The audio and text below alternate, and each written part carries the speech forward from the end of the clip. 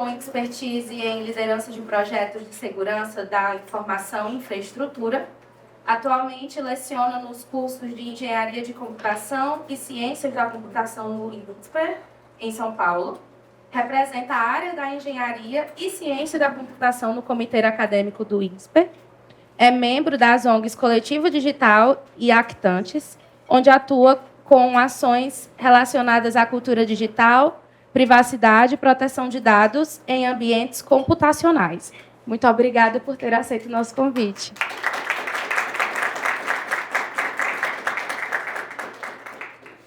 Em seguida, eu chamo à mesa o parlamentar Nori Seto.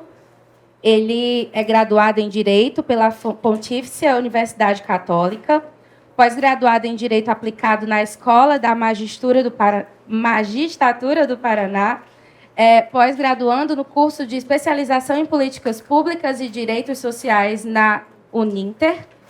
Na advocacia, ele atua principalmente nas ações em defesa da cidadania e dos consumidores lesados em seus direitos.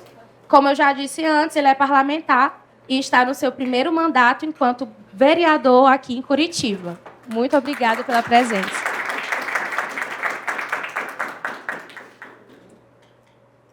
Convoco à mesa também a Maria Mello, que representa o terceiro setor. Ela é coordenadora do programa Criança e Consumo, ligado ao Instituto Alana. É mãe, jornalista, tem mestrado em Políticas da Comunicação pela Universidade de Brasília e tem experiência de mais de 15 anos de atuação em comunicação e advocacy de organizações da sociedade civil brasileira. Obrigada pela presença, Maria. Em seguida, eu convoco à mesa um parceiraço meu da Rede Recria, que é o Rodrigo Felipe. Ele é pesquisador de infância, gênero e mídia, integra a Recria, que é uma rede de pesquisa em comunicação, infâncias e adolescências. É mestre em comunicação, bacharel em publicidade e propaganda e graduado em análise e graduando em análise e desenvolvimento de sistemas pelo Instituto Federal de Pernambuco. Sua pesquisa mais recente trata de feminilidades infanto-juvenis conectadas às plataformas. Obrigada pelo convite.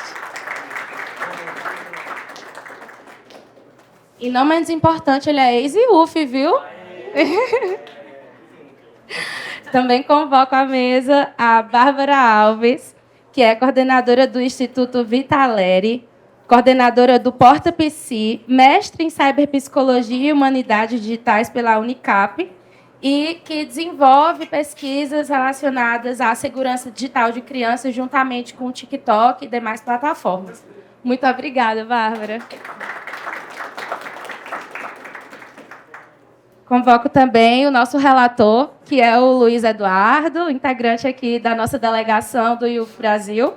Ele é graduando em Direito na Universidade Federal do Paraná, participante de 2021 do IGF Youth Ambassador Program do Internet Society, pesquisador do Grupo de Estudos em Direito Autoral e Industrial.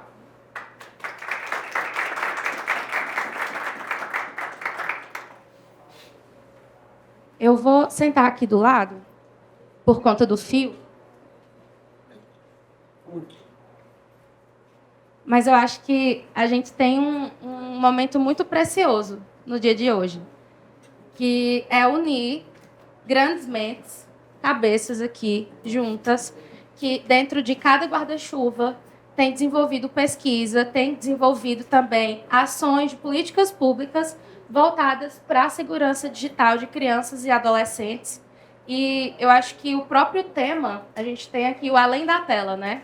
A gente fala muito sobre segurança digital, mas a gente precisa de espaços como esse, de deliberação, de discussão a plano físico, em que a gente possa conversar e pontuar o que é necessário para se ter uma sociedade mais segura e pautada no melhor interesse das infâncias e das adolescências, infâncias e adolescências no plural, né? E eu só tenho, de fato, a agradecer pela participação de cada um.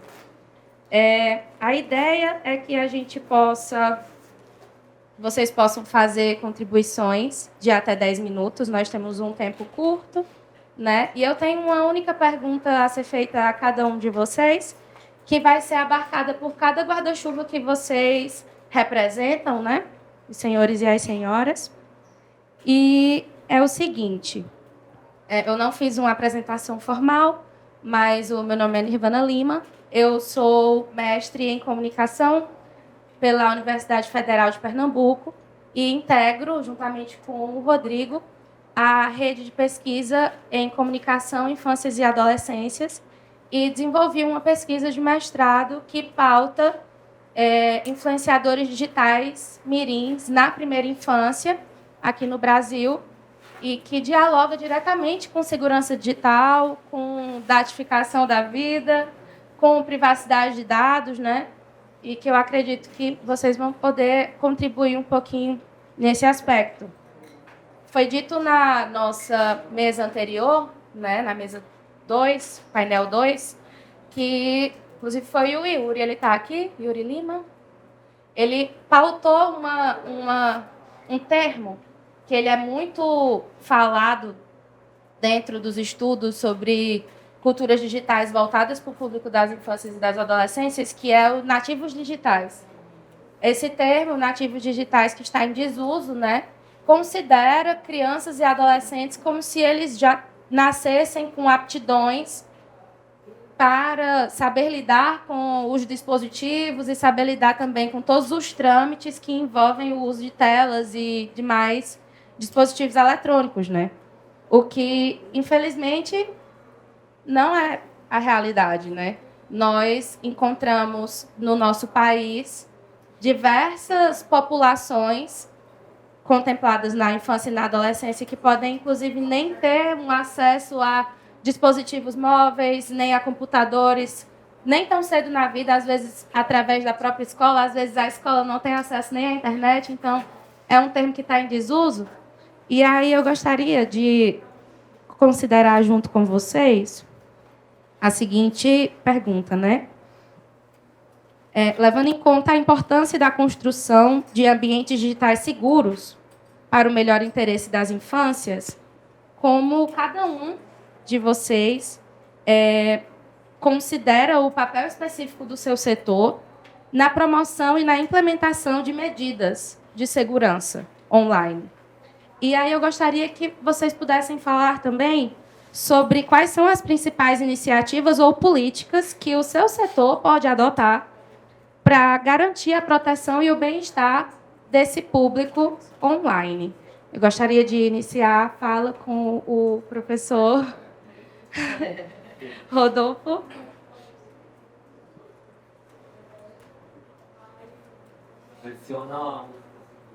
Agora vai. Alô, alô? Alô? Bom. Oi? Bom. Acho que foi agora. Foi, né? Foi? Não? Oi. Bom, alô. Agora foi. Bom, boa tarde a todos e a todas. Agradeço o convite, né? A Nirvana e a Amanda foram as responsáveis desse momento, né? Para que a gente pudesse, de fato, poder estar conversando. Parabenizar também o Marcelo pela condução e a coordenação de todo esse trabalho que, para quem faz parte, né, do programa, é uma oportunidade, sem dúvida alguma, muito rica, né? Na verdade, eu tenho dois bonés, né, aqui. Então, eu vou começar com a minha atuação dentro do terceiro setor, como um ativista, né? Então, e depois eu falo um pouco sobre o meu papel, meu outro chapéu, com relação, mesmo que recente, dentro do Comitê Gestor da Internet. Eu vou, talvez, pular uma parte que, para alguns aqui, já está muito bem claro, né? Porque o CGI, ele, além de apresentar publicações e pesquisas, é o que a gente mais acompanha dentro das discussões contemporâneas relacionadas à legislação com relação a plataformas, com relação à questão de consumo, né? Que a internet, naturalmente, permitiu que um pequeno oligopólio de empresas, né, pudesse ali, durante algum tempo, acumular um volume expressivo de dados. E aí entendam dados como não uma questão técnica, né? O dado como zeros e uns, não é disso que eu estou falando. Eu estou falando de dados de comportamento online, né? Do que a gente produz como sociedade, que foram sendo acumulados em grandes bases de dados e que essas bases permitem hoje que esse pequeno oligopólio se estruturasse numa economia informacional muito rica e que hoje vem afetando democracias, vem afetando consumo, vem afetando relações e fortemente, cada vez mais intensa, influenciando postos de trabalho, né? Então a gente tem uma economia que é pautada, sobretudo, na falta de algum tipo de respeito com relação ao que a gente tem como mais rico, né, como ser humano, que é a nossa privacidade, né? E isso vai entrar naturalmente com questões relacionadas à segurança, né? E talvez como ativista, né, eu trabalho como comunidade de software livre desde 1999, né? Trabalho dentro desse ecossistema que sempre foi uma força resistente, né, dentro dessa indústria de tecnologia.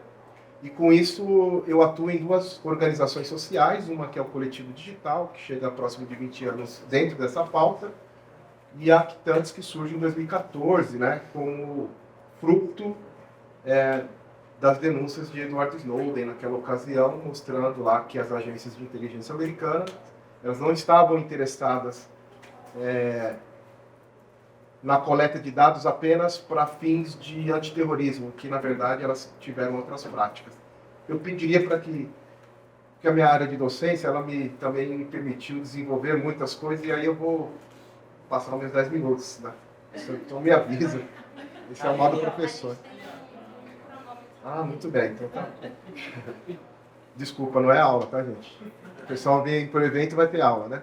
Mas, enfim, então, dentro das organizações a qual eu atuo, a gente tem um trabalho muito forte com relação à segurança cibernética.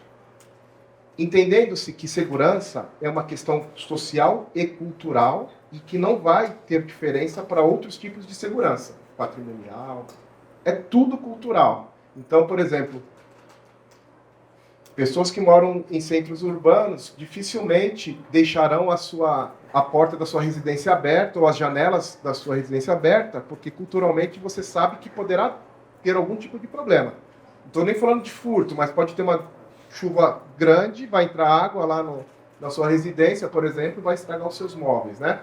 Então, a segurança ela está pautada em riscos, e esses riscos eles estão relacionados à questão de um bem valioso que você queira proteger, né? Que no nosso caso a gente está falando no contexto de privacidade nessa parte. A gente poderia falar de transações financeiras, mas o nosso foco aqui é a privacidade, sobretudo de jovens, né?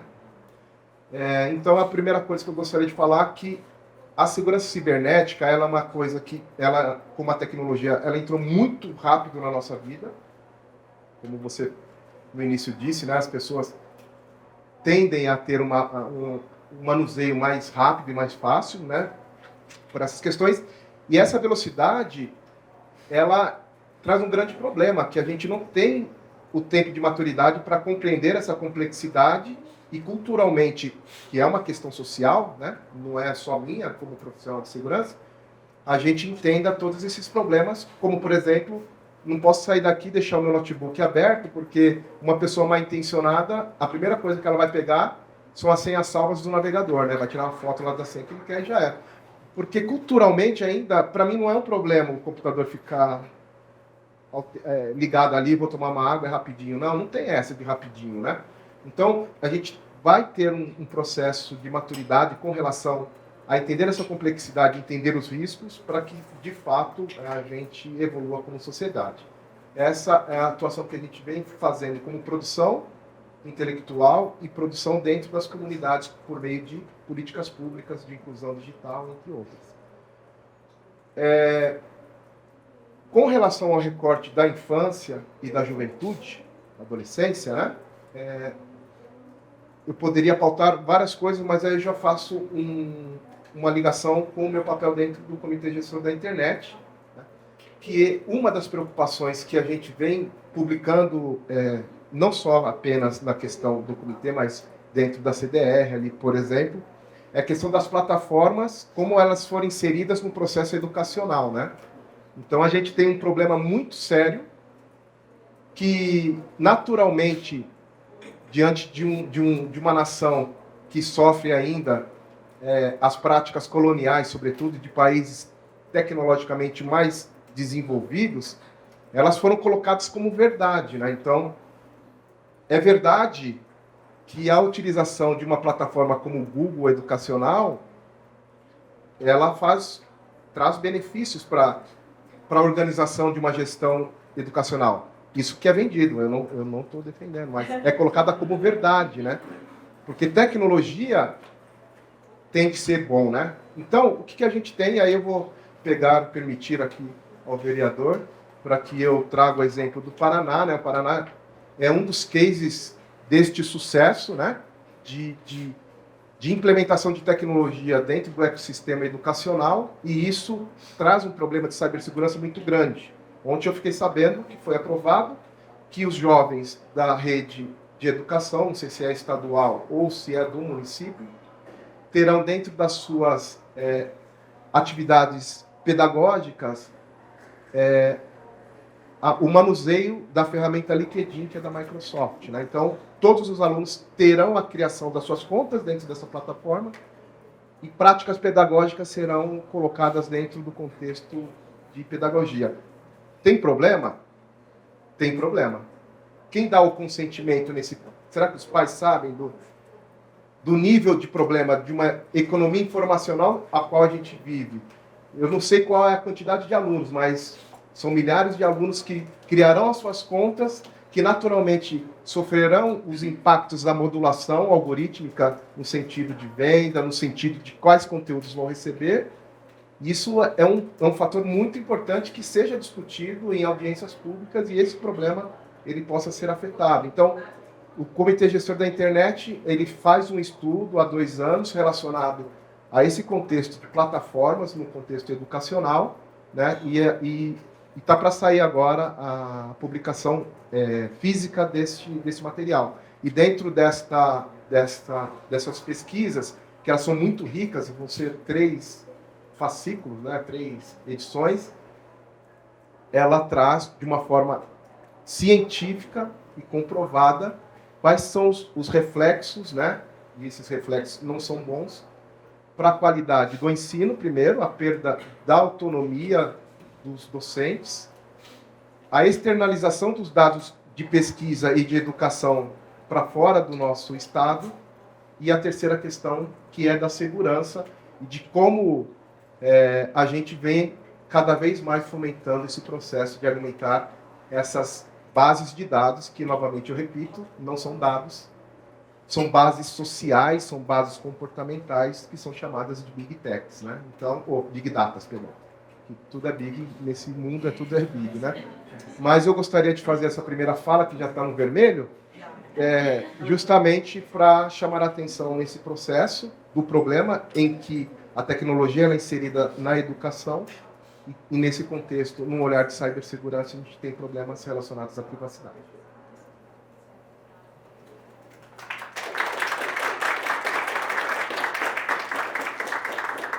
Muito obrigada pela sua contribuição, Rodolfo.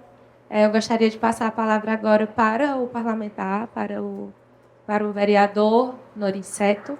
Ele que tem desenvolvido um trabalho aqui na Câmara dos Vereadores em Curitiba, na produção de PLs, né, de projetos de lei voltados para a segurança, inclusive de crianças e adolescentes. E aí eu gostaria que o senhor mencionasse um pouco na sua fala sobre como foi esse processo, além de falar como é, de fato, construir um ambiente seguro para esse público. Muito obrigado, Nirvana. Boa tarde a todos. Gostaria de agradecer a Nirvana pelo convite, ao Luiz Eduardo, né, aos organizadores desse workshop. Fico muito feliz e honrado. E aproveito a oportunidade para, em nome da Câmara Municipal de Curitiba, desejar as boas-vindas a todos os visitantes, né, participantes de outros municípios. É uma honra muito grande poder recebê-los aqui em Curitiba. Sou vereador de primeiro mandato, como já foi dito, e além de participar na Câmara Municipal da Comissão de Educação e de Meio Ambiente, eu também faço parte da Frente Parlamentar de Ciência, Tecnologia e Inovação. A gente discute várias questões relacionadas à informática, à tecnologia, à internet, né? E também sou autor de 2 leis relacionadas, que uma delas é a lei que estabeleceu diretrizes e princípios para o uso da inteligência artificial no âmbito da administração pública, direta e indireta aqui no município. Deve ser uma das leis pioneiras, talvez, no Brasil, né? Porque o marco legal ainda está sendo discutido no Senado, né, lá em Brasília, né? Então, a gente conseguiu, no mês de maio agora, sancionar essa lei, que entra em vigor daqui a 90 dias. Foi publicado no Diário Oficial, é uma lei de nossa autoria. Outra lei que a gente aprovou, ano retrasado, é uma lei que estabelece, faz uma campanha de conscientização com relação a golpes virtuais, no âmbito digital, né, contra os idosos, né, que vai lá, clica no link errado. Então, a gente fez uma lei para o município conscientizar os idosos nesse sentido, de estar alerta, de estar atento, e quais são os riscos, né, inerentes à utilização da internet, para evitar que mais golpes aconteçam, né, tentar minimizar. E, recentemente, esses 2 temas, esses 2 assuntos são relacionados à internet e informática, mas não são relacionados ao tema específico do workshop. Recentemente, nós protocolamos um projeto de lei, recentemente não, foi em dezembro, que cria a política municipal de controle parental nos estabelecimentos públicos e privados que disponibilizam acesso à internet. Então, essa lei tem 5 meses agora, ela foi protocolada exatamente no dia 31 de dezembro de 2023. Por quê? Porque no final do ano a gente estava fazendo compra de Natal, acho que era na última semana, assim, a gente foi ao Shopping Estação, que é próximo à Câmara Municipal, com a família, minhas 2 filhas, minha esposa, né? A gente fazendo as compras na correria, minha filha pedindo queria crédito para internet, que o celular dela é pré-pago, né? Minha filha tem 12 anos, minha filha a mais nova. A gente falou, não, espere um pouco, ela foi lá conseguir conectar o Wi-Fi do shopping, né? Deu um jeito de conectar o Wi-Fi, a gente na correria, de repente ela ficou quietinha lá, a gente estava jantando, ficou quieta, né? Falou, e criança quando está quieta, está aprontando alguma coisa, né? A gente foi ver, ela estava acessando alguns sites, né, com violência, a gente atirando, um matando o outro, né? Isso acendeu um sinal de alerta. A gente já tinha uma preocupação anterior, porque teve caso na família de uma sobrinha estar conversando com uma pessoa estranha pela internet, a gente tinha assim, uma certa confiança. Mas aquilo lá acendeu nosso alerta, né? Falou, temos que fazer alguma coisa. Em dezembro mesmo, a gente estava em recesso parlamentar, a Câmara estava fechada, mas eu fiquei pensando com a nossa equipe e surgiu a ideia de fazer essa lei, né? Então, estabelecer um controle parental nos estabelecimentos que oferecem internet. Rede Wi-Fi, nos shoppings, estabelecimentos públicos também, escola que eventualmente ofereça o acesso à internet, né? Então, qual que é a ideia? É estabelecer que, se o estabelecimento fornecer o acesso à internet, que seja de forma segura, de forma controlada, né? Outro objetivo desse projeto é também conscientizar com relação aos riscos que o acesso à internet pode causar, né? Aos jovens, aos adolescentes. E o terceiro principal, talvez, é fazer com que os pais, os responsáveis, fiquem alertas, né? Que não cabe também somente aos estabelecimentos cuidar dos filhos, né? Os pais são a fonte direta com o celular da criança, com o notebook. Os pais têm que estar atentos. Então, a ideia é fomentar essa cultura de estar de olho, de estar atento naquilo que é acessado pela internet. O projeto prevê, principalmente, três formas de promover essa conscientização, né? A primeira seria o controle através de programas, através de aplicativos, para poder colocar algumas palavras-chave, como já acontece em alguns sistemas, né? Já acontece em algumas plataformas, né? Fazer o controle através com essas restrições aí. O segundo seria divulgar no ambiente, no shopping, no mercado, onde for, cartazes divulgando, né? Sobre o uso responsável da internet, cuidado, né? E o terceiro seria através da própria plataforma, quando a pessoa acessa com o Wi-Fi do estabelecimento, mensagens automáticas, se for possível, tecnicamente, teria que ver aqui se existe possibilidade, né?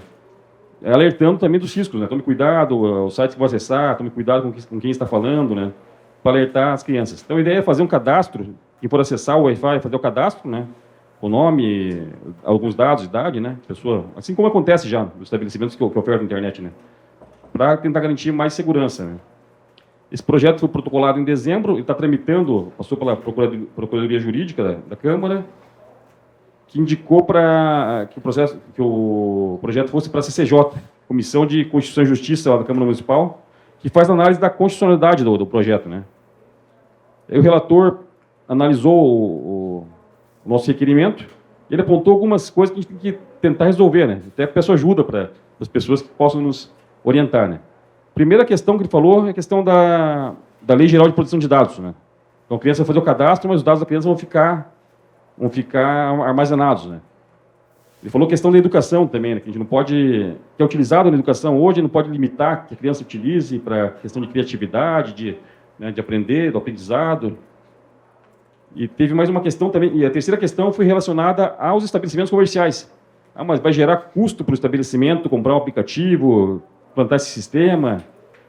E os estabelecimentos públicos também, ele colocou um empecilho lá. Falou, mas daí se o poder público vou colocar nos órgãos públicos, vai ter que comprar também, contratar um sistema, implantar, vai ter custo, e isso precisa entrar no orçamento. Então, ele devolveu o projeto para o nosso gabinete. Nós vamos fazer análise dessas questões para ver, né? Porque a ideia realmente, pode ser que tecnicamente não seja viável fazer esse controle, né? Fazer esse controle em todos os estabelecimentos, ver o que a criança está acessando, porque às vezes o pai pode passar o celular para o filho, conecta lá. Mas a ideia principal desse projeto é a gente levantar a discussão, levantar essa preocupação com relação àquilo que as crianças estão acessando, e principalmente a família ficar mais atenta, né? A família, os responsáveis, para não deixar tão livre assim, né? Então, com relação à nossa atuação na Câmara, a gente está sempre atento a novas ideias, né? A novos projetos, para poder realmente criar um ambiente mais seguro na internet, principalmente para as crianças, idosos também, mas com relação a esse projeto, especificamente as crianças, né? Adolescentes. Eu acho que seria isso a minha contribuição. Se alguém tiver alguma dúvida depois, pode nos procurar. O processo está no início ainda, está CCJ, depois deve passar para a Comissão de Educação, Serviços Públicos, enfim, até chegar no plenário, né? Então seria isso. Obrigada. Acredito que na sua fala o senhor traz muito fortemente a necessidade de olharmos para essa pauta de forma a dividir as responsabilidades, né? É uma responsabilidade compartilhada cuidar de espaços digitais ou não que sejam seguros para as crianças e para os adolescentes, né? Então, eu passo a palavra agora para a Maria. Maria, que tem uma ampla experiência na temática ligada à coordenação do Criança e Consumo, que é um programa do Instituto Alana, e que pode falar um pouquinho sobre o que ela tem feito ao longo desses anos. Adorei a ponte, maravilhosa. Nirvana, muito obrigada. Em seu nome, faço o agradecimento, em meu nome, do Instituto Alana, pelo convite hoje. Queria contar para vocês que eu estou muito emocionada, porque acho que eu nunca tinha sido convidada para um espaço de youth em todos os meus filhos da vida, e eu me sinto muito jovem ainda. E eu queria dizer que acho que é especialmente relevante essa atividade aqui hoje, porque também não tenho registro. Eu sempre acompanhei, apesar de não ter sido convidada para nenhum espaço, um debate que abrangesse a discussão das crianças no ambiente digital. Eu acho que a gente até aqui, o IUF caminha lindamente, brilhantemente, né? Mas com um olhar sempre bastante voltado à discussão da juventude. As infâncias ainda estavam um pouco incluídas, então eu queria fazer essa saudação, e acho que é muito vim para cá no avião hoje pensando isso, né? Tem uma frase da educação popular, do ativismo da educação popular, que diz assim: a cabeça pensa onde o pé pisa, né? A gente consegue pensar melhor onde a gente tem material, onde a gente pisa, né? E aí eu acho muito... morreu. Oi. E é isso, a minha geração é uma geração que... Eu não usei a internet na infância, né? Eu usei um pouco na adolescência, mas a de vocês, sim. Vocês usaram na infância, na adolescência, que vocês ainda praticamente são. Então, é muito... E eu acho que vocês têm muito mais condições de pensar de uma maneira arejada sobre essas questões que estão colocadas aqui, né? Trazer soluções a partir dessa vivência mesmo, né? Que vocês tiveram muito mais que eu, por exemplo. Então, isto dito, agradecimentos feitos. Eu queria vou tentar contar rapidinho sobre o Alana e o nosso trabalho no Criança e Consumo, mas eu trouxe umas questões aqui para a gente, enfim, para provocar um pouco, né, o debate. Então, o Instituto Alana é uma organização sem fins lucrativos, que existe há mais de 30 anos, com a missão central de honrar as infâncias. Então, como a Nirvana bem falou, nosso olhar é um olhar múltiplo sobre infâncias. Hoje a gente fala também sobre adolescências, muito a partir do locus do digital como uma ambiência que também afeta de uma forma mais nociva as adolescências, né? Também são um público hipervulnerável, né? Então, a gente faz isso, a gente busca honrar as infâncias e as adolescências hoje a partir de um rol amplo de ações, né, que a gente chama de advocacy, amplamente, aí passa por ações de comunicação, de sensibilização, de incidência, né, sobre os vários poderes, enfim, produção de conhecimento. E o Criança Consumo é um dos seus programas mais antigos, que surge para fazer o enfrentamento, o debate, enfim, a mitigação da exploração comercial de crianças. Aquela época, mais de 16 anos, quando foi criado, materializadamente na publicidade infantil, naquele momento, publicidade infantil que existia, sobretudo, na televisão, né? Na radiodifusão. A gente, então, vai acompanhando os processos e conquistando muitas vitórias ao longo destes anos, no sentido de mitigar e acabar com esse tipo de prática, uma prática que é cada vez mais entendida como abusiva e ilegal pelo nosso sistema de justiça. A própria Constituição Federal dá lastro a este entendimento, mas o Código de Defesa do Consumidor, enfim, uma série de decisões aí, né, jurisprudenciais também que vão nos dando mais garantia desse entendimento, uma resolução do CONANDA em 2014, que também vai ajudando a assentar essa ideia de abusividade e ilegalidade, e ao passo em que a gente tem, então, conquistas nesse sentido de diminuição ou de fim desse tipo de prática nos espaços mais tradicionais, a gente começa a ver esse tipo de prática se materializar, agora eu falei mais fácil, no ambiente digital e com muito mais requintes de crueldade, né? Digamos assim, de uma forma muito mais perversa e requintada, porque feita de maneiras com muito mais camadas, né? Então, a gente precisa hoje falar, quando vai falar em exploração comercial, em publicidade voltada ao público infanto-juvenil, a gente não tem como não falar em proteção de dados e privacidade. A gente não tem como não falar nas escolhas de design que as plataformas fazem, a gente não tem como não falar em modelos de negócios das plataformas, sobretudo das redes sociais, né? Para além dos tradicionais anunciantes que, historicamente, voltam sua comunicação mercadológica para crianças, né? Então, é um pouco isso que a gente faz. Então, a gente está olhando para tudo. A publicidade infantil ainda não acabou, importante que se diga, né? Fora do ambiente digital, ela ainda existe e há uma batalha, inclusive, dos anunciantes para que ela volte para a televisão. É importante que se diga isso, que a gente esteja atento para isso. Mas hoje a gente tem um desafio enorme no ambiente digital relacionados a essas questões. Então, a gente não está falando só da exploração comercial a partir da publicidade, a gente está falando do próprio lucro das empresas digitais, que lucram também com os dados das crianças, sem necessariamente direcionar a elas alguma mensagem publicitária, né? E por que é importantíssimo a gente falar disso no Brasil? Porque, primeiro, 1/3 de todos os usuários... Bom, primeiro, no mundo inteiro, né, 1/3 de todos os usuários de internet no mundo são crianças e adolescentes. 75% das crianças e adolescentes do planeta vivem no sul global, então... fazer este recorte de sul global, hoje a turma está falando de global majority, né, outro termo, mas enfim, mesma coisa, que reforça a necessidade de a gente considerar essas especificidades de uma forma mais prioritária, lembrar que no Brasil também crianças e adolescentes representam 1/3 do conjunto da população e trazer a ideia de múltiplas infâncias aqui, todas as disparidades sociais, regionais, territoriais, geográficas, raciais, enfim, né, lembrando dos nossos grandes esforços, né, que precisam ser superados. E, como o Nirvana falou também, lembrando que no digital há uma desigualdade imensa, que reflete bastante da desigualdade offline. Então, muitas crianças, a despeito da gente ter um aumento significativo a cada ano de acesso, né, de crianças e adolescentes, crianças, inclusive, cada vez mais jovens acessando a internet, você tem disparidades grandes que vão desde a falta de acesso significativo ou acesso algum, mas acesso significativo, a maneira como esse acesso é feito, né? Então, muito diferente de uma criança que acessa um celular de uma criança que acessa um tablet. Porque o celular que tem pacote de dados acaba, ela fica refém do zero rating, ela só vai poder acessar as plataformas de redes sociais que usam os dados delas como matérias-primas para seu lucro, né? Isso para todos nós. Agora, as crianças são muito mais afetadas nesse processo. Acho que é isso que a gente quer trazer aqui. Então, a premissa importante é que as desigualdades ampliam os riscos aos quais as crianças e adolescentes estão submetidos no ambiente digital, né?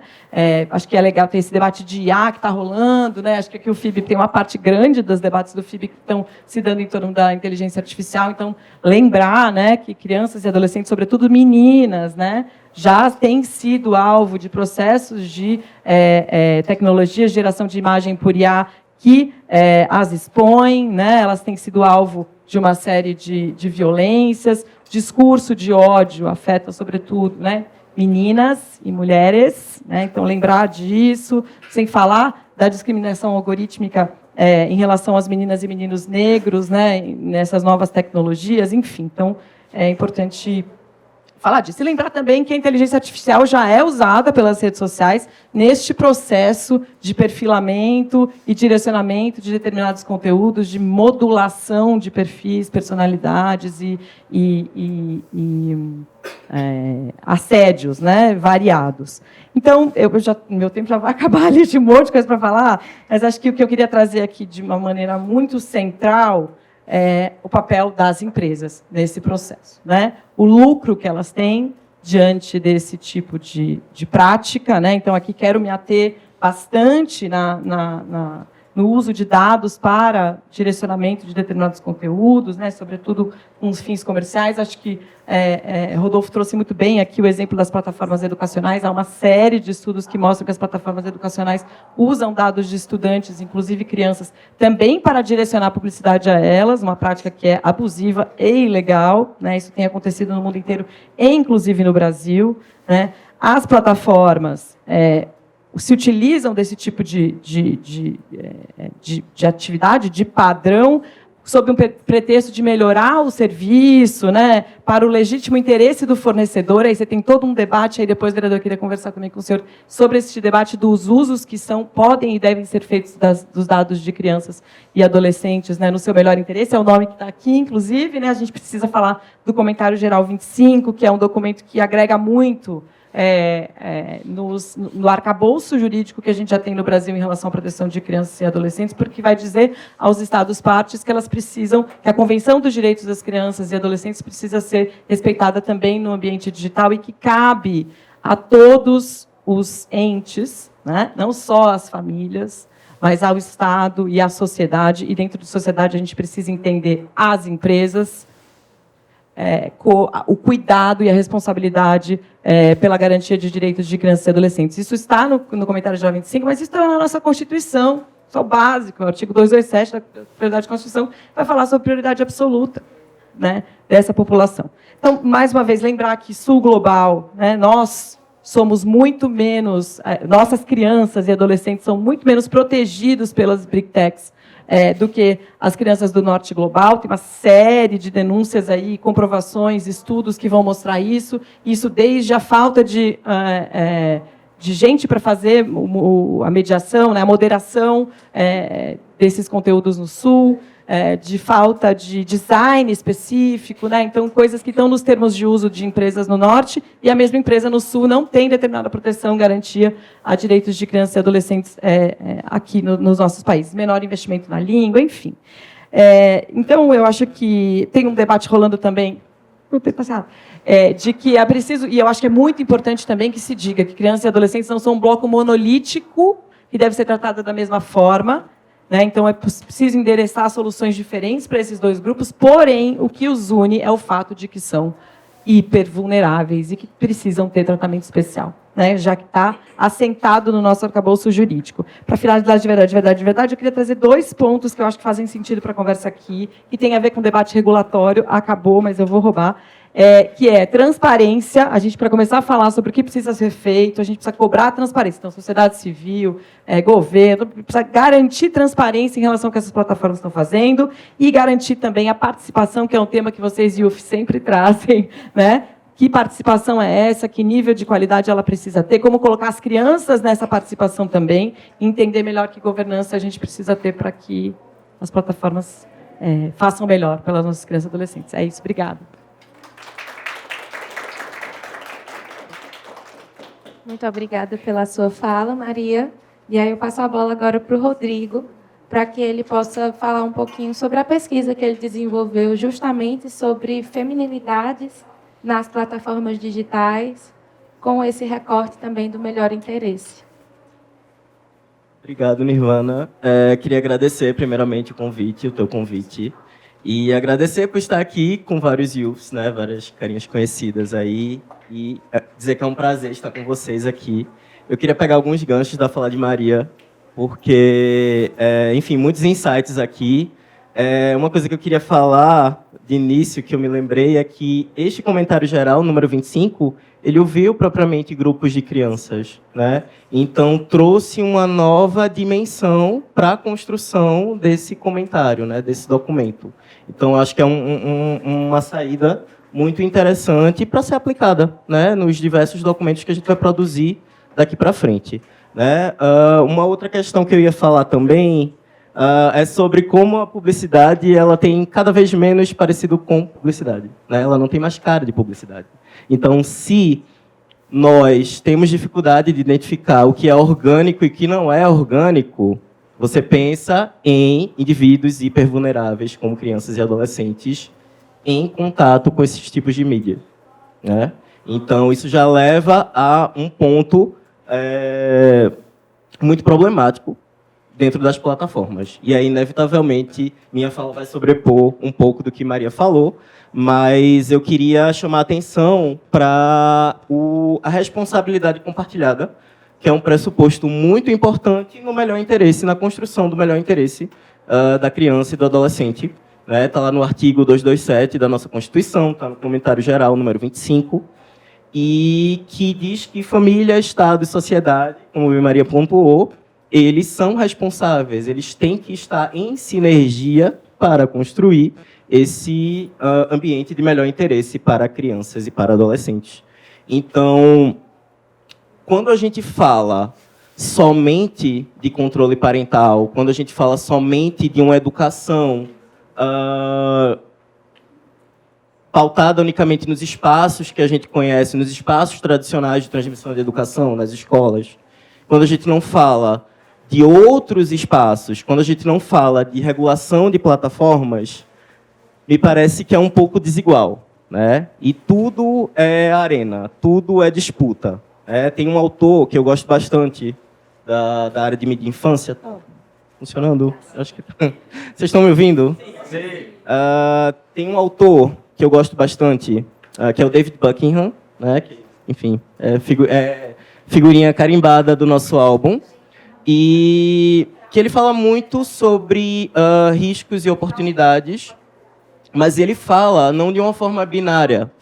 Ele fala de uma forma conjunta, que as oportunidades elas também trazem riscos, né?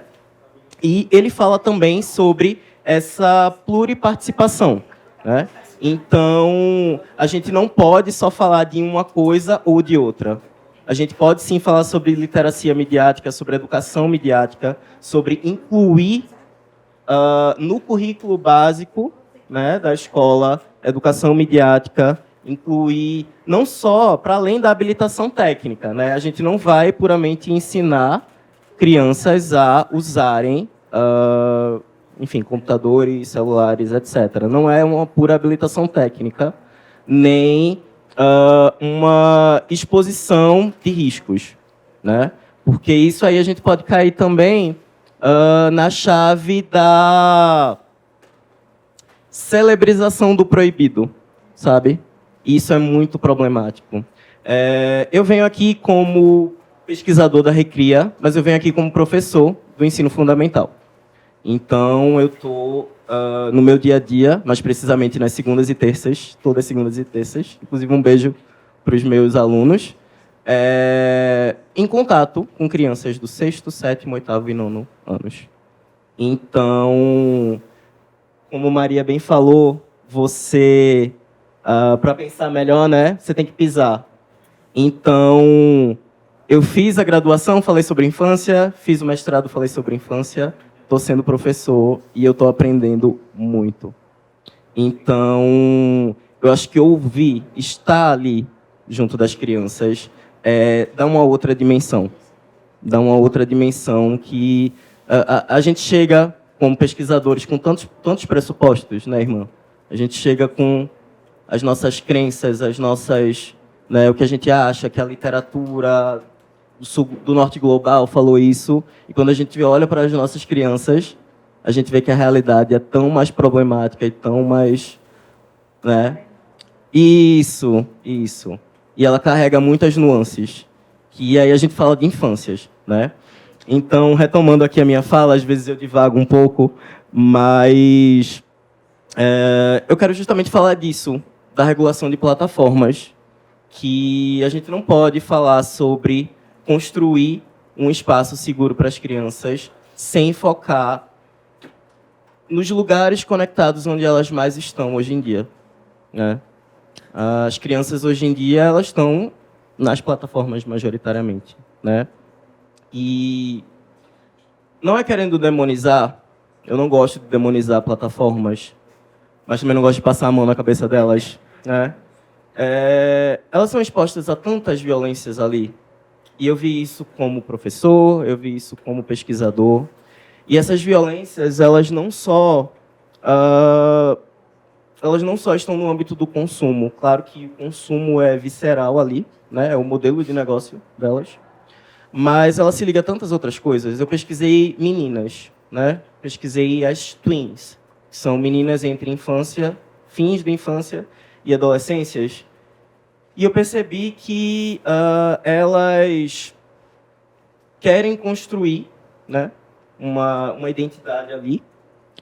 E dentro daquela plataforma, dentro daquela lógica de gratificação por likes, enfim, falando de plataformas dando nome aos bois, o TikTok, né, aquele algoritmo lá de levar para a página principal, a For You page. Então, tem aquela lógica de gratificação. E as meninas, muitas vezes, elas recorriam a símbolos relacionados ao consumo, mas que estavam muito imbricados a uma feminilidade paradoxalmente tradicional, né? Então, quando a gente pensa assim, girl power, né? Que girl power é esse? Sabe, que girl power é esse? De onde está vindo esse discurso? Então, as meninas muitas vezes reproduziam ali coisas que eu acharia que eram, sei lá, dos anos 90, dos anos 2000, mas que estão ali com a nova roupagem, né? Então, elas recorrem a muitos símbolos do consumo, recorriam a muitos símbolos do consumo, para também, de certa forma, se comodificar, né? Porque, enfim, indivíduos dentro daqueles espaços, nós acabamos nos tornando, de certa forma, mercadorias também, vendáveis, né? Eu detesto falar sobre mercadoria, principalmente com infâncias e adolescências, mas é a realidade, sabe? É a verdade nua e crua, né? É o que está acontecendo, de fato. Então, essas violências são tão sutis, para além de padrões de manipulação de design, para além de direcionamento de publicidade, que não parece publicidade, para além de inserção de conteúdo publicitário, onde não se deveria ter conteúdo publicitário. Ainda tem questões de discriminação de gênero, discriminação de raça, e, por muitas vezes, isso está tudo incluído, está tudo embolado lá, né? Então, é isso que eu queria falar um pouco sobre, enfim, essa pressão, eu diria que, do ponto de vista da Recria, que eu venho aqui representando a Recria, nós temos que continuar fazendo pesquisas, né? As nossas pesquisas, elas ajudam a denunciar, né? E aí eu tiro o chapéu para as pesquisas do Instituto Alana, para as pesquisas do CGI, do NIC-BR, né? Porque a TIC Kids Online é um farol na nossa escuridão de pesquisa sobre mídia e infância no Brasil, né? E que, graças a Deus, tem sido menos escuro, né? E do ponto de vista educacional, é um pouco mais difícil, mas eu creio muito na educação midiática como transversal, como algo que faça parte do currículo básico, desde,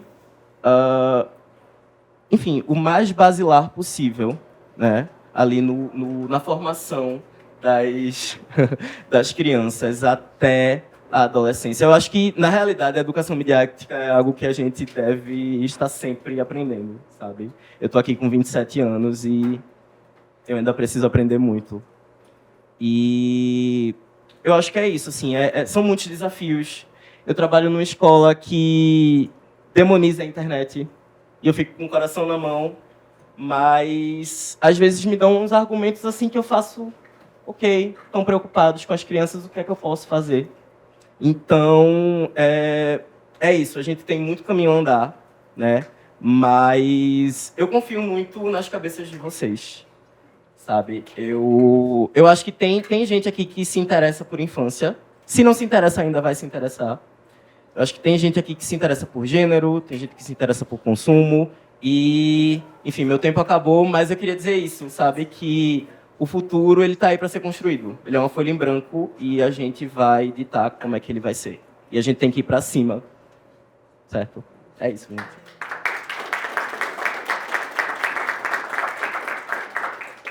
Muito obrigada, Rodrigo. E aí, com a sua fala, né, eu passo a bola para a Bárbara. Bárbara, que ela é psicóloga e ela também coordena o Instituto Vitaleri, né, que tem desenvolvido um trabalho interessantíssimo pela prevenção do suicídio, com a saúde mental também, de crianças e adolescentes, principalmente no que tange ao uso do TikTok, né? E aí eu gostaria, Bárbara, que você falasse um pouco de como foi o processo de desenvolvimento dessa ideia e de como ela tem sido aplicada. Bom, boa tarde. Tá, dá para ouvir, né? Tá funcionando. Boa tarde, gente. Obrigada, Nirvana. Obrigada pelo convite. Parabenizo a mesa. Assim, é difícil ficar por último, mas ao mesmo tempo é bom porque eu vou puxando o que cada um falou. Me sinto contemplada em todas as falas, assim. E, bom, eu vou começar a minha fala. Eu estruturei alguns tópicos aqui para falar. Primeiro, eu queria explicar um pouco o que é o meu trabalho.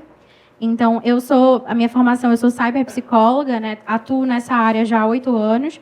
E, atualmente, eu sou diretora do Centro de Inovação e Pesquisa do Instituto Vitaleri, apoiado pelo TikTok, onde a gente segue aí 3 linhas de pesquisa. Uma delas é saúde mental, tecnologia, bem-estar digital para crianças e adolescentes, bem-estar, comunicação e relações digitais, e suicidologia e tecnologia. O Instituto Vitaleri é um instituto referência em promoção de saúde mental, prevenção e pós-venção ao suicídio. E, atualmente, a gente tem esse braço muito forte do uso da tecnologia, das relações digitais. Então, estamos aí pesquisando sobre isso, atuando dentro disso, o que é um desafio muito grande. Enquanto pesquisadora da área, eu sempre costumo dizer que a gente está um passo atrás. A aceleração das tecnologias na nossa vida, a gente não consegue acompanhar o fenômeno. Então, quando a gente pensa que a gente entendeu sobre alguma coisa, já tem uma nova plataforma, já tem uma nova violência, né? Então, é muito complexo essa área. Eu lembro que alguém falou no painel anterior sobre a questão da adaptabilidade. E eu acho que, se tratando de tecnologia, quando a gente vai falar de adaptabilidade, é um ponto muito complexo, porque o nosso ritmo biológico não acompanha essa aceleração da tecnologia. Então, por isso que a gente precisa falar sobre esse adoecimento. E, para mim, é uma imensa honra assim, estar aqui num painel e poder falar de psicologia no fórum. Assim, eu comentei na sessão anterior que eu fui UF também, uma vez UF, sempre UF. E, na época que eu fui, as 6 edições passadas, me falaram que eu era a primeira de psicologia. E aquilo me chamou muita atenção. E no fórum, até hoje, é difícil. Quando eu encontro colegas que dizem, eu sou psicólogo também. Nossa, que bom que você está aqui. Porque a gente precisa falar. A gente precisa ter esse espaço de fala nesses ambientes de debate. Muito se fala das questões jurídicas, das questões técnicas, dos impactos econômicos, políticos, mas pouco se fala dos impactos psicossociais das tecnologias de informação e comunicação na nossa vida, principalmente das crianças e adolescentes. Então, hoje, a gente está falando de infâncias e, de fato, adolescências que estão imersas nesse contexto. Gostei que você falou dos nativos digitais estarem em desuso, é verdade, mas a gente tem números que são alarmantes, de, por exemplo, 92% das crianças de até 1 ano já usaram dispositivo móvel, algumas a partir dos 4 meses de vida. Então, a gente tem cada vez crianças, bebês, que já têm acesso a telas, que já ali nos processos, né, tem até um nome para isso, que é o Brexit, quando Brexit, é difícil em inglês, enfim.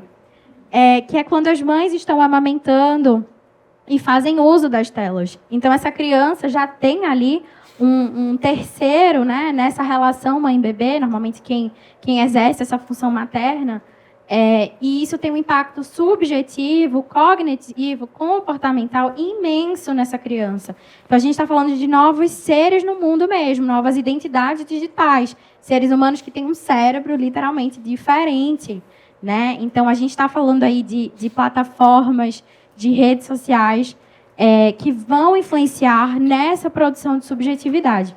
Então, por exemplo, algumas coisas que foram faladas aqui, a Maria, eu adorei a fala da Maria, ela falou muito sobre essas escolhas do design, os modelos de negócio, plataformas mesmo de publicidade, e pouco se pensa em como isso está sendo constitutivo na infância.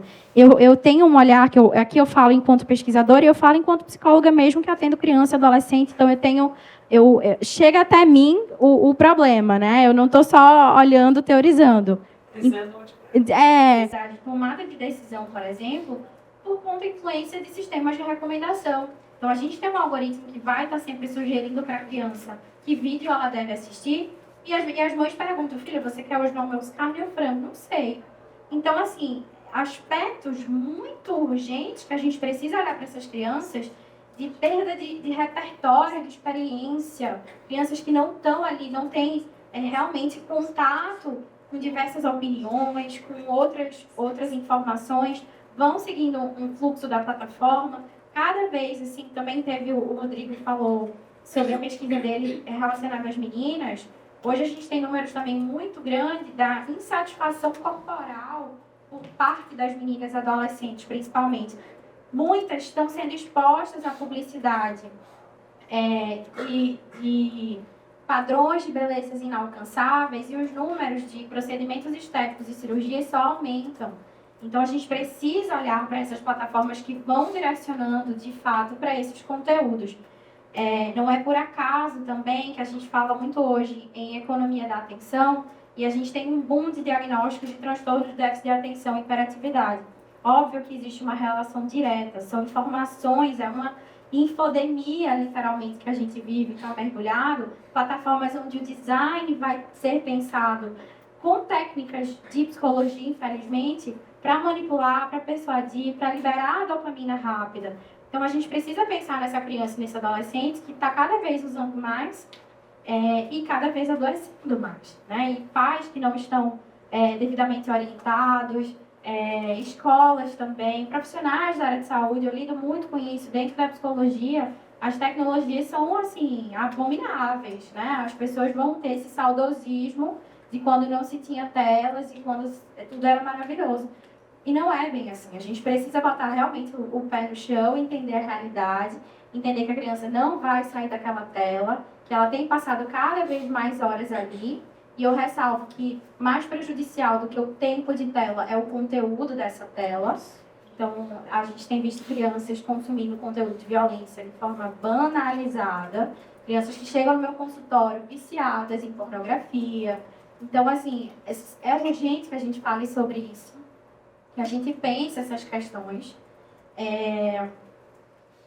Então, assim, queria trazer um pouco isso, esse olhar para os impactos, de fato, psicossociais da internet, das tecnologias para a infância e para a adolescência.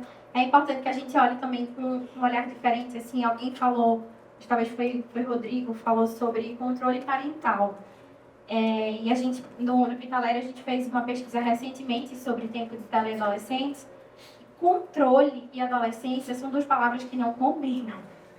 A adolescência ela é caracterizada por um processo de transgressão. O adolescente ele vai quebrar regra mesmo, ele vai querer correr risco. Então, os pais precisam entender que não é controle parental funciona na infância só. Então, a gente precisa ter estratégias, como algumas plataformas já fazem, para que o adolescente tenha consciência sobre o tempo que ele está passando. Algumas plataformas, como o TikTok, ele já faz um processo de dispersão, então a criança está consumindo muito vídeo daquele conteúdo, ele vai te direcionar para um conteúdo diferente. Ouviu também?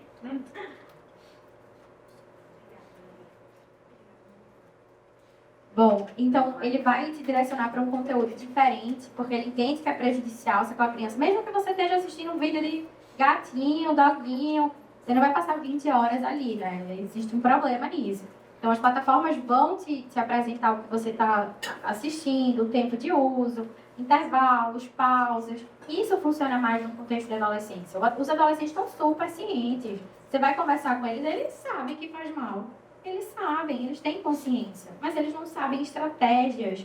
Eles ainda não têm esse direcionamento de, tá, mas e aí? O que eu faço? Por onde eu vou? Então, eu acho que é importante a gente ter esse olhar de que falar de infância e adolescência tem aspectos diferentes.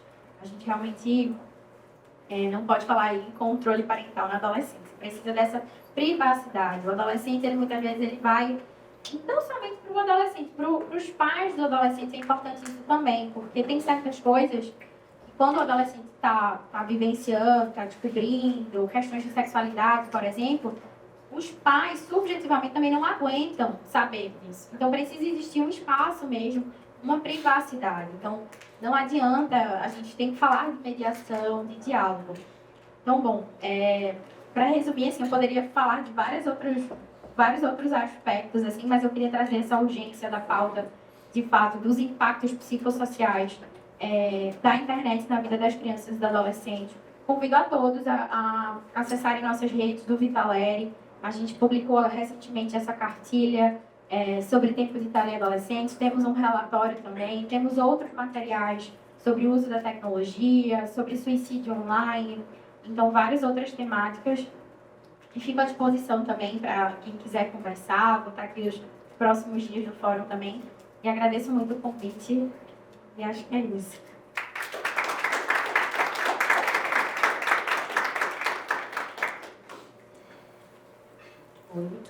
Gente, nós estamos com um tempo um pouco avançado, então eu gostaria de perguntar se alguém tem alguma contribuição ou alguma pergunta. Marcelo, mais alguém? A gente vai fechar em 3. Mais alguém quer falar? Luiz. Vou passar para a Marcelo.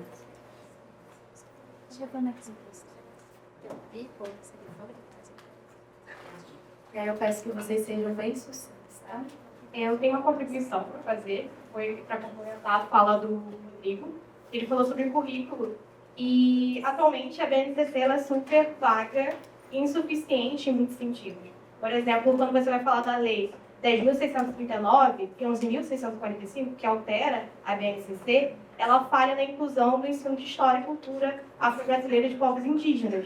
O documento faz referências assim, vagas como identificação de elementos de diferentes grupos e culturas, para falar disso. E a discussão sobre cultura afro-brasileira começa com a escravidão do período colonial.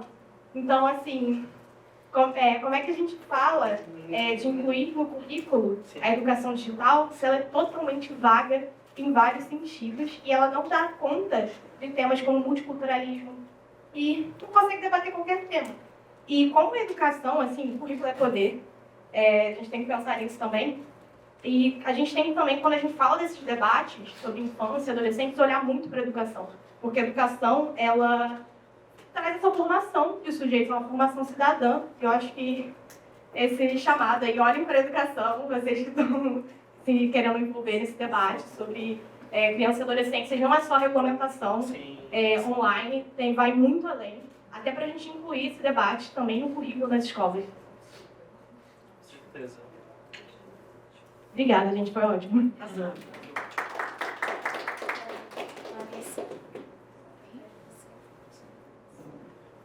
Boa tarde a todos.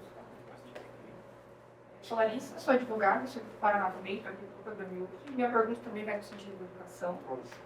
Puxando um pouco do que o Rodolfo disse, né, no Paraná a gente tem implementação de várias questões digitais no ensino. E há 2 semanas atrás, conversando com umas primas minhas, que estão no ensino fundamental, segundo grau não, já fundamental do estadual, elas me falaram que eles têm matérias agora online e matérias que complementam as matérias presenciais que eles têm. Por exemplo, matérias de ensino de línguas na modalidade virtual através de plataforma. E ao mesmo tempo isso é interessante, porque é uma complementação também me preocupa muito justamente pela questão do consentimento, que salvo dentro da Maria que trouxe para a gente. E minha pergunta para vocês é no sentido se vocês acham que isso pode coexistir dentro do ensino, e se sim, como que isso pode ser feito? Obrigada.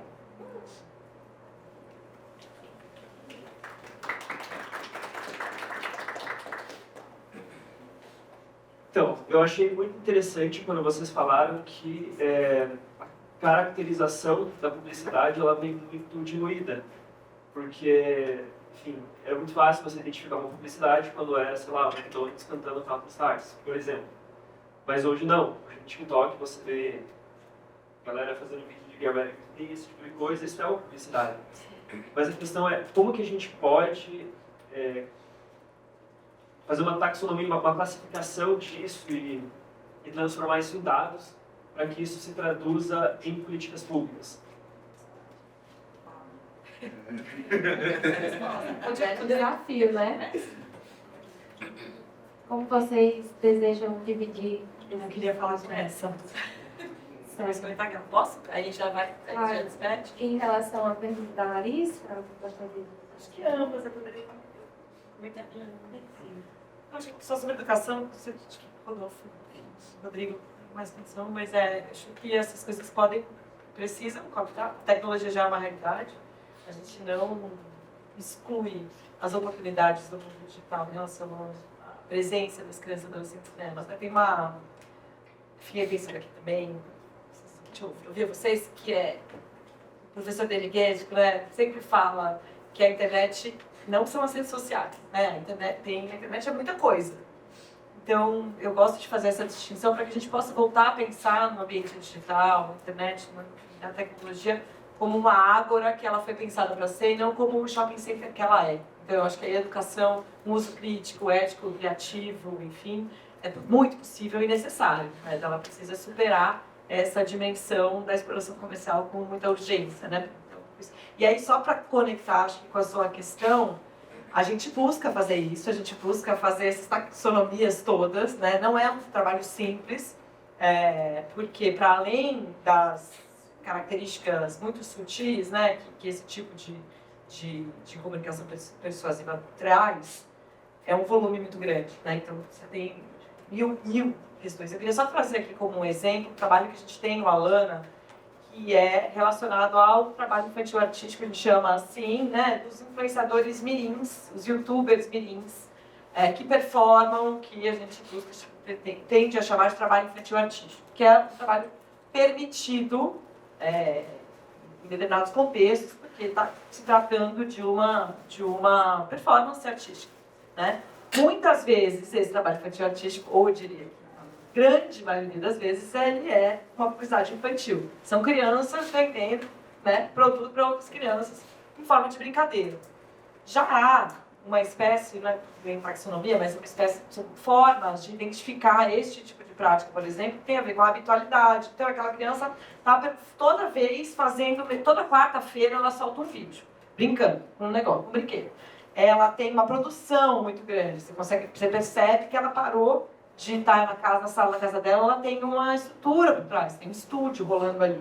Então, você tem, e a coisa da monetização, o pedido para que se clique, para que se siga. Então, você tem essas dicas que vão sendo assentadas e que servem para todos os atores do processo do sistema de garantia de direitos, incluindo, e aí a gente traz muito o Ministério Público para essa roda, para esse debate, a gente tem um trabalho intenso com ministérios públicos do país todo, para que eles possam atuar de uma forma incisiva e, enfim, esclarecida a esse respeito, né? Exigindo aí alvará, trazendo a responsabilidade da plataforma nesse processo também. Então, não é só o anunciante, né? Até porque muitas vezes essa criança está fazendo publicidade sem estar recebendo como público.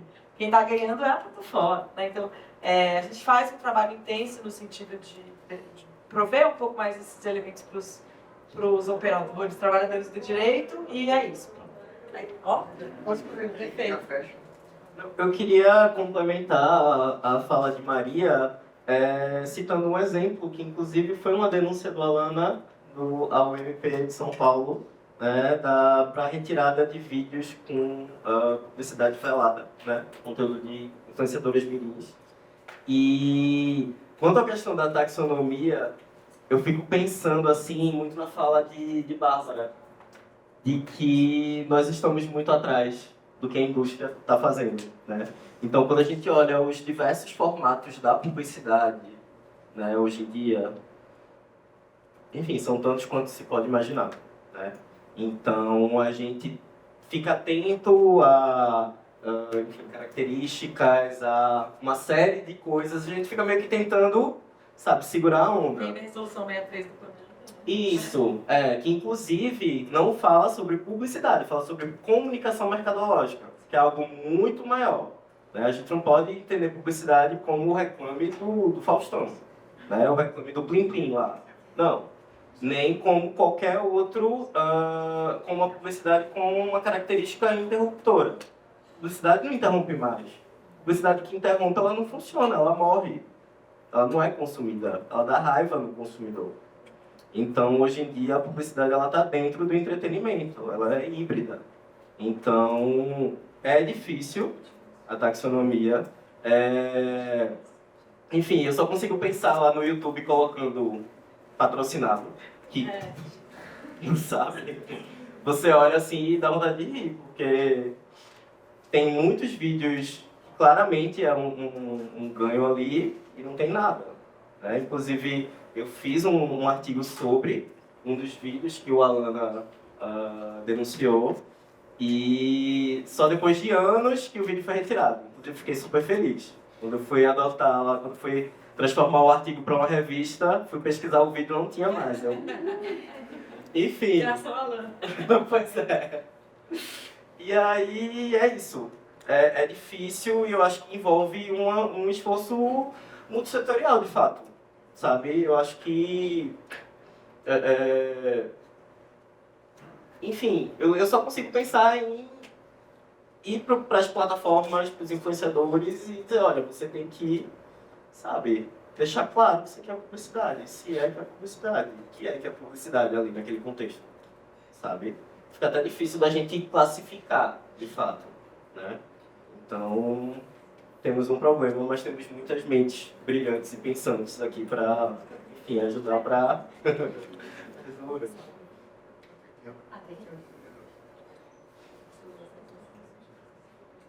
Bom, então, eu sempre gosto de usar casos práticos que acontecem ao meu redor. Mais uma vez, eu vou utilizar a minha filha como exemplo. Estudo numa escola estadual, aqui do Paraná, civil-militar. Nessa escola, eles utilizam muitas plataformas como forma de ensino, né? Na questão de inglês e na questão de matemática, que é o Matfi, que é uma espécie de sistema que a pessoa respondendo as contas, equações, vai passando de fase, né? Então, nesse sentido, aumentou a interesse dela pela matemática, mas lógico que entra o lado também do professor não está tão interagindo com ela, né? É dependente da questão da máquina, do sistema, né? E também já fui vítima da questão da publicidade. Com essa mesma filha de 12 anos, na Páscoa, ela falou, qual ovo eu queria, qual chocolate que eu gostaria de ter. Não quero nenhum, quero franui. Franui. O que é franui? Franui. Demorou acho que umas 3 semanas, assim. Ele descobriu que era uma espécie de chocolate, né? Sorvete de chocolate, mas com amora, fruto dentro, né? E realmente uma coisa muito interessante, mas não ela tirou isso, porque não passa em lugar na TV, não passa em lugar, e com certeza veio da internet, né? Foram direcionando publicidade para ela. E a gente não vê, né? Não vê. Quando descobri uma coisa gostosa mesmo, mas na televisão não tem isso, né? Então eu fui vítima dessa questão da publicidade. Seriam essas minhas considerações.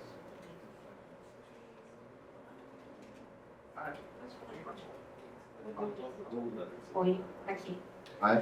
Tipo, Foi. Vou tentar responder um pouco, é complexo, não tem como, né? Isso, seu também. É muito complexo, os problemas a gente não vai resolver essa complexidade apenas por a questão legal, né, os marcos legais. Eu acho que são várias ciências. O FIB ele é interessante nesse sentido, que ele permite técnico, com direito, com psicologia, nesse momento, tentar compreender. A gente vem fazendo pesquisa, estou com o professor Walter também, de POD, que a gente vem em perspectivas muito próximas, tentando entender que esse problema ele está em camadas, que ele é um legado já histórico e que vem tendo uma roupagem na linguagem digital, né? A gente tem uma perspectiva das práticas coloniais, que foi uma das intervenções aí, né? A gente tem essa ideia que no recorte do digital as mesmas práticas coloniais elas estão sendo empregadas, e não esquecendo também, né, que como o Deleuze trouxe, né, o marketing é a alma do negócio e a internet ela é marketing, como a Maria trouxe, shopping, né? Não dá para negar que a estrutura ela se dá dentro desse modelo, né? O Facebook ou a Meta, 98% do seu faturamento é propaganda, né?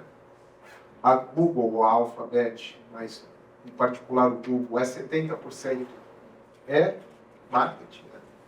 Então são empresas de marketing, não são empresas de tecnologia, podemos dizer assim dessa forma. Então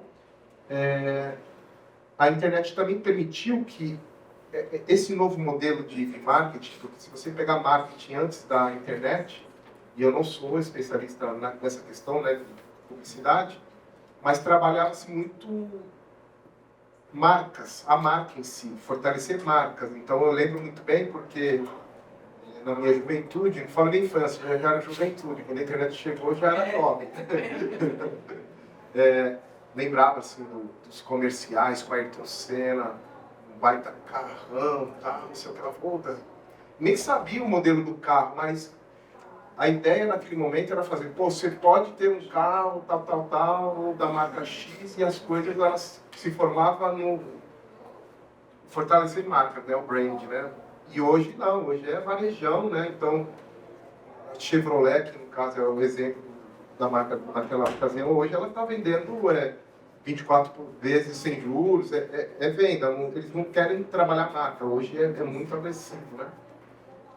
Então, diria para você que é interessante esse ponto de vista para que, de fato, seja possível tangenciar algo que a gente subsidie algum tipo de política pública, mas eu diria que acho que o Rodrigo trouxe, o problema ele tem que ser resolvido de uma forma com várias perspectivas, né?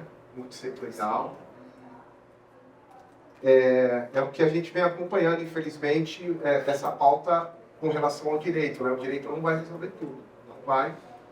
Como tecnologicamente eu também não vou resolver tudo, né? Como técnico eu não vou resolver tudo, então a gente precisa de fato ter outras perspectivas. Na educação estou no meu tempo. Na educação, que é onde eu também atuo fortemente, eu vejo que a gente perde também uma força muito grande pelos lobbies dessas grandes plataformas, né? A educação pública, a área técnica está totalmente sucateada, não existem profissionais e analistas de tecnologia dentro das universidades, na maior parte delas, então existe um modelo em que fala assim, olha, vamos terceirizar que está tudo resolvido, né? A plataforma faz a manutenção do sistema, isso é vendido como certo, e esse problema a gente tem que bater de frente, né? E ter a educação vigiada, que é um grande projeto aqui brasileiro, a gente tem que fortalecer esse tipo de ação, porque quanto mais a gente deixar as coisas passarem, a boiada passar, dificilmente a gente retorna.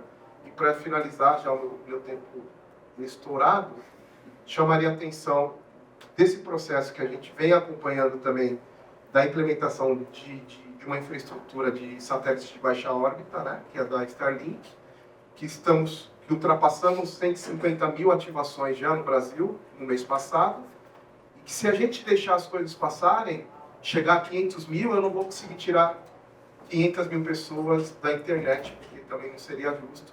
Então, são problemas que a tecnologia a gente tem que resolver agora, porque se deixar passar, dificilmente a gente reverte.